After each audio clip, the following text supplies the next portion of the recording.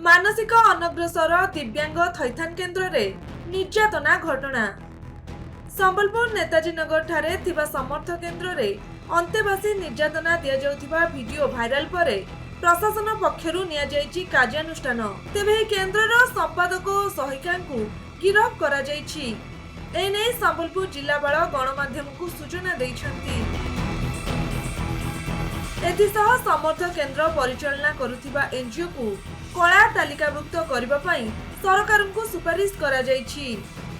दिव्यांग अंतेवासी को निर्यातना घटना गतकाली सारा राज्य रे चहल सृष्टि करिथिला। एहा परे प्रशासन पक्षरु कार्यानुष्ठान निया जाइछि। वर्तमान समर्थ केन्द्र रे रहिथिबा 30 जन अंतेवासी को अन्य स्थान रे थैथान करबा पई आरंभ होइछि प्रक्रिया। सेहिभଳି महिला अंतेवासी को समर्थ केन्द्र रे यौन निर्यातना भली संगीन अभियोग आसिबा परे यार तदंत पई उपजिल्लापालक नेतृत्व रे एक स्वतंत्र टीम गठन करा जाइछि। तेबे केन्द्र को पूर्वरु आसुथिबा अनुदान रो परिचालनागत दिग को तदंत करा जिवो। ए केन्द्र परिचालनार तदारख दायित्व रे थिबा सरकारी अधिकारीक दायित्वहीनता को नै मध्य तदंत परिसरभुक्त करा जिवो। एथिसह दोषी साब्यस्त हेले दृढ़ कार्यानुष्ठान नियाजिवो बोली जिल्लापाल सूचना दैछन्ति। काली तंकर एक्स एम्प्लॉई किछि वीडियोज सोशल मीडिया रे हमें देखिला परे इमीडिएट सेठी इनक्वायरी पाई टीम पठा जायतिला।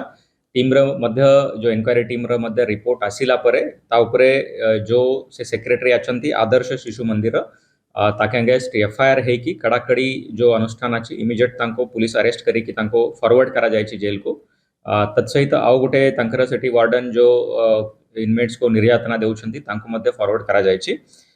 से एनजीओ जे अच्छी ताको ब्लैकलिस्ट करबा पाई प्रोसेस आरंभ करा दिया जायछि जेहेतु कि से आगामी दिन रे और कोठी पार्टिसिपेट करि बनाए तसै तार रजिस्ट्रेशन कैंसल पाई मध्ये प्रोसेस आरंभ करा दिया जायछि।